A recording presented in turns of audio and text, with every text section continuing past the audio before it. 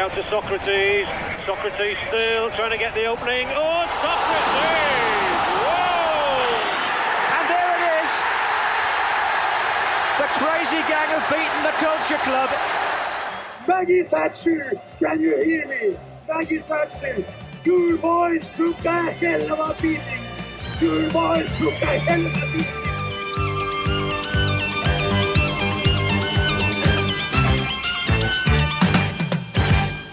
1979-80 Revisited preview special, we shall call this one, I think. It's the eve of the season. Just over a week ago, or just around about a week ago, we've dealt with the 1979 Charity Shield, the traditional curtain raiser. Liverpool have wiped the floor with Arsenal in stylistic fashion. Arsenal have taken the fall as the straight man, but a stylistic straight man as well, looking very stylish themselves. Dave Bowler, are you excited about the new season ahead? The eve of the season, all things are possible. The Christmas Eve of football, isn't it, really? It absolutely is. As a scene setter, we have Donald Saunders, his article from the Daily Telegraph, Saturday, August the 18th, 1979. Liverpool aloof in mad scramble for success is the headline to this one. As 90 clubs, was it not 92, Dave? He's stating 90 clubs. Even in 1979-80, I think we're looking at 92 clubs, aren't we? So he's got off to a bad start within the first sentence there, I think. As 90 clubs set out today on another 9-month struggle for league points, supporters throughout the country are surely wondering what on earth is happening inside English soccer, following the silliest close season on record. With managers accusing players of suicidal greed, the union predicting that stupid transfer fees will bring financial ruin, and players switching clubs at a bewildering rate, there is reason to suspect mass hysteria. The faithful fan will shake his head, dig still deeper into his pocket, and hope things will not be too bad once he can recognise who is playing for whom and where. But inevitably, lurid tales of millions of pounds being tossed around in the transfer market, and different players being paid fortunes in wages, and stars receiving mammoth tax-free signing-on fees will further damage the name of the game. Liverpool are one of the few clubs to appear to be alert to the dangers of league soccer's alienating at least the discriminating customer, and ultimately pricing itself out of the market in the mad scramble for success. Anfield warning. The champions have ignored the summer transfer extravaganza, warned players about the consequences of excessive wage demands, and significantly have become one of the first of the big clubs to pay serious attention to the possibilities of major sponsorship. But Liverpool's absence from this afternoon's big kick-off, purely accidental. Their visit to Wolverhampton has been postponed because ground improvements at Molineux are incomplete. There is something symbolic about the champions watching their challengers stride off without them. It is almost as though they are saying, "You go ahead, so we will catch up to you later and show you the way home." Indeed, Liverpool are such overwhelming favourites to retain the title that manager Bob Paisley's most difficult task could be to keep the dressing room door firmly closed on complacency. He also must make sure his players, experienced enough though they are, do not devote so much attention to regaining the European Cup that they lose their grip on the Championship. Very perceptive of Mr. Saunders here by the look of it on the opening day. It is never easy to maintain a successful quest. Both trophies, as Liverpool discovered 2 years ago and Nottingham Forest learned last season. Brian Clough has endeavoured to revitalise his squad, replacing veteran Archie Gemmill and Frank Clark with Asa Harford and Frank Gray, in an effort to ensure Forest undertake the task of keeping the European Cup and winning back the Championship with skill and purpose. Though West Brom have lost Laurie Cunningham to Real Madrid, their purchaser Peter Barnes suggests they will be as attractive as ever, and with greater consistency they might worry Liverpool and Forest even more than they did last time. Ipswich finishing so strongly last spring that it would be foolish to discount their chances, even though they have failed to sign Ray Wilkins as midfield partner to the impressive Dutch pair Arnold Muir and Franz Tyson. Wilkins may well provide the touch of class that will put Manchester United among the serious challengers, and despite last week's failure at Wembley, Arsenal will also be up there on the heels of the leaders. Crystal Palace, strengthened by Jerry Francis, may prove the most successful of the three newcomers to the First Division, but Stoke have wealth of experience, and this, already writing off of Brighton, took much of the same view of Forest only 2 years ago. I have little doubt, however, that Manchester City will attract closer attention than any of them. English soccer awaits anxiously to see whether Malcolm Allison's spectacular buying and selling indicate a touch of genius or merely crass stupidity. Donald Saunders' take on the impending 1979-80 season there, Dave. I've got to say, he's barking up the right tree. He's not far off when all the dust has finally settled at the end of the season, is he? He's come remarkably close. I mean, that first couple of paragraphs, he could have been talking about this season rather than 1980. But no, he's pretty much on the mark there when we come to the final table, which we won't spoil for you yet because obviously you've forgotten, given that it's about 40 odd years ago. But no, he's earned himself a bonus there, I think. He absolutely has got himself a bonus there. Charity Shield won by Liverpool. Liverpool, the defending champions. Arsenal, the holders of the FA Cup. We've got Nottingham Forest, European Cup winners, and League Cup winners. The three most successful sides. West Brom, a fine season, just timed badly to coincide with that. Liverpool, Ipswich, FA Cup winners in '78. Saunders is kind of hedging his bets a little bit, but you're expecting any surprises here, any surprise packages from the teams mentioned, and how are we looking at the promoted teams, Ferdy? Well, I mean, Crystal Palace is the team that's got all the hype around them, aren't they? The coming team of the 80s, Terry Venables, never short of building a bit of publicity around himself and a bit of self-mythologising. So they're one of the teams to watch. Stoke, having been out of the league for one season or two seasons, I can't remember. Coming back in, he makes a fair point. Bit of experience there. You'd expect them to do relatively well.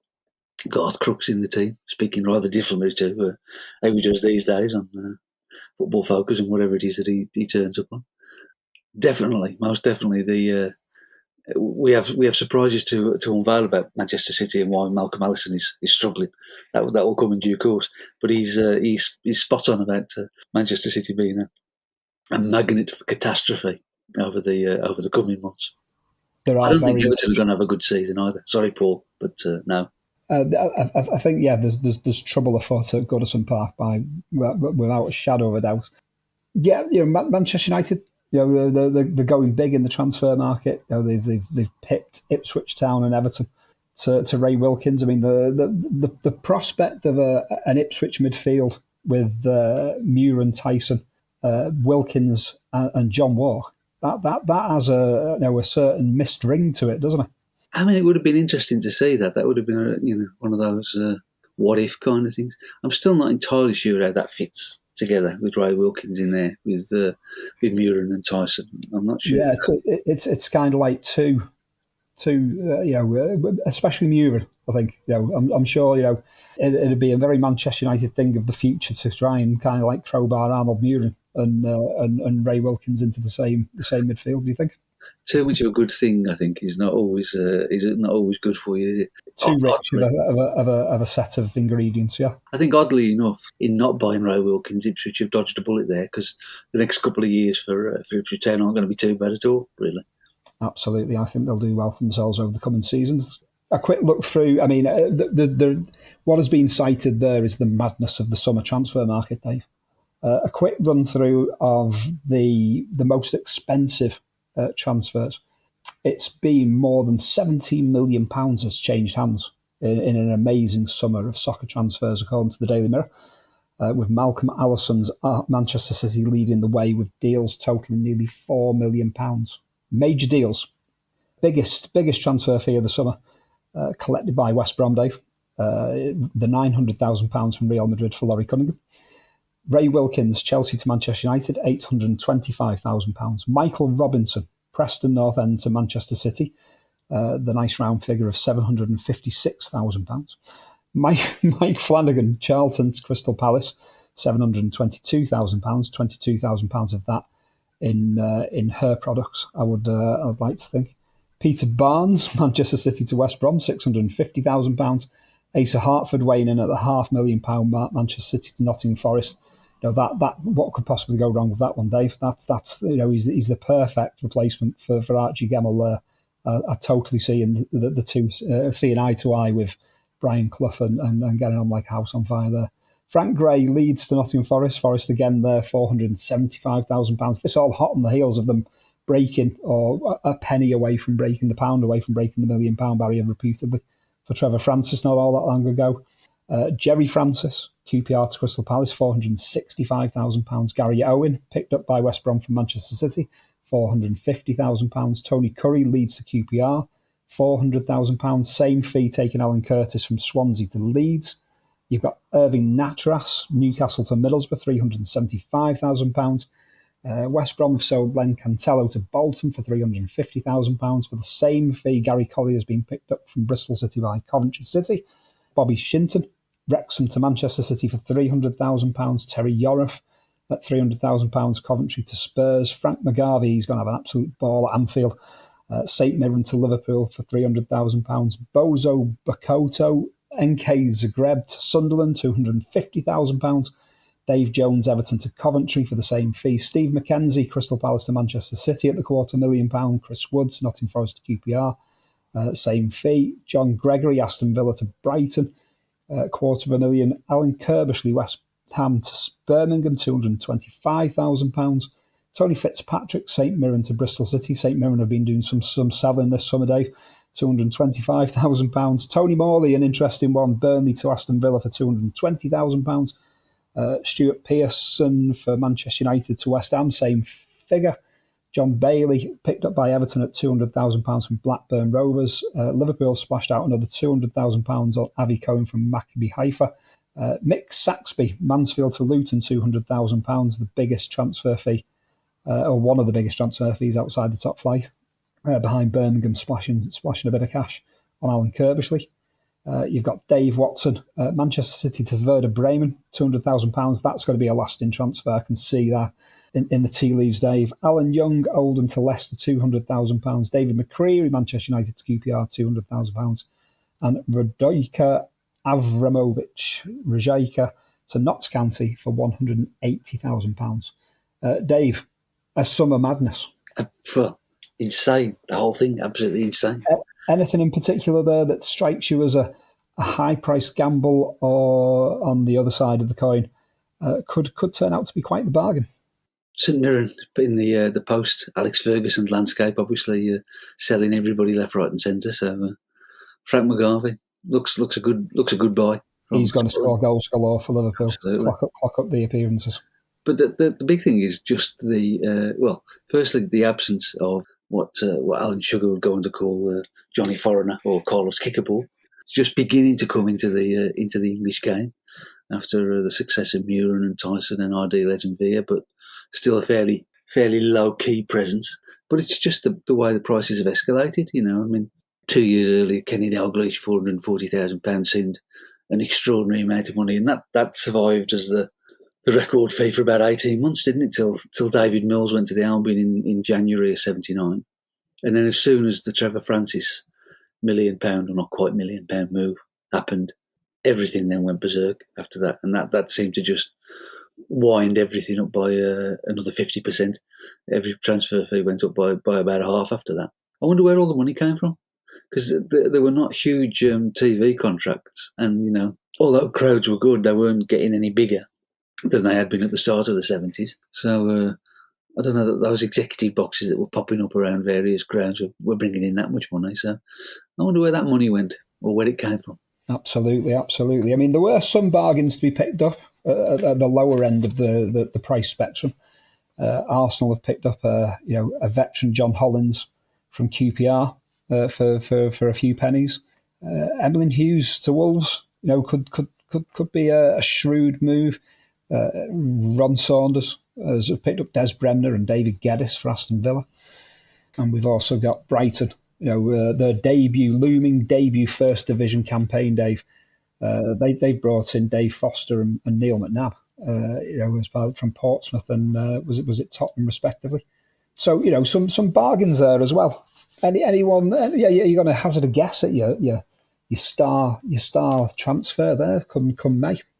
Well, Neil McNabb, actually, from Brighton's perspective, was a good one because he was always a pretty industrious player. I think Crystal Palace have done well in signing the great Jerry Francis of the never changing hairdo. to see them through the season. The little bit of experience amongst the juvenile leads in the team of the 80s, that'll be a sound buy, I think. Absolutely. And just before we go on this one, because it's only a short kind of like it's a teaser for what's to come. The second division is looking particularly. It's going to be a demolition derby of a league. That one. We've got Sunderland, we've got Newcastle, we've got West Ham United, we've got Leicester City, QPR, Birmingham City, Chelsea, Fulham, Sheffield United. There's no shortage of fallen. I don't know, the fallen hoi polloi. Some fallen giants. Some, who feel like they're capable of doing better, but there's going to be some water treading ahead for some teams. Absolutely, there is. It's a really, really strong league. I mean, when you look at it with Chelsea having come down and QPR, Leicester, as you say, West Ham in there with the proper West Ham side. They haven't ended up losing anybody. Trevor Brookings still there, and Alan Devonshire's coming through, and Billy Bonds, Frank Lampard, all of the names. Phil Park's still there. So I mean, that's a powerful side. A team called Watford have come up to the second division. The one to look out for. Ultimately, Graham Taylor knows what he's doing. That Graham Taylor does look like a fine young coach. And Shrewsbury as well into the second division. Excellent, at the ready in the 7. Excellent kit, by the way. That Shrewsbury kit's magnificent. Swansea City, they might be one to watch as well. John Toshak's rising Swansea City as well. That is definitely going to be one to watch out for. But yeah, I mean, I think the only worry there for West Ham is that they should walk this division with the players and the team that they've got. But should they get embroiled in a decent cup run, could that be to the detriment of their hopes of a quick return to the first division? It depends whether they adopt squad rotation or not at this point in time. And, I'm sure that John Lyle will be able to manage the twin demands of Cup and League. I'm sure, and even so, would you swap FA Cup success for promotion? Like hell, you would. Yeah, absolutely. I mean, I'm sure there's going to be opportunities aplenty for West Ham to do well this season. Absolutely. Proper team. Looking forward to it, Dave. I think so. It's going to be an epic season, I think. Great start to the decade, 1979-80. Absolutely where it should be started as well. Please join us on our epic voyage. The chimes of doom for some teams are already kicking in. Yeah, I forgot the clock was going to go and do that, but that's fine. That was perfectly timed, I think. I'm feeling the chimes of doom for Everton. Malcolm Allison. And Malcolm Allison is going to have a very colourful season, and there could be, and actually the chimes of doom there, I think, we're coming from a certain psychic nemesis that you will all get to know a whole lot more in the coming modules. Please do join us for the opening day, which is coming up very, very soon. Thank you and goodbye.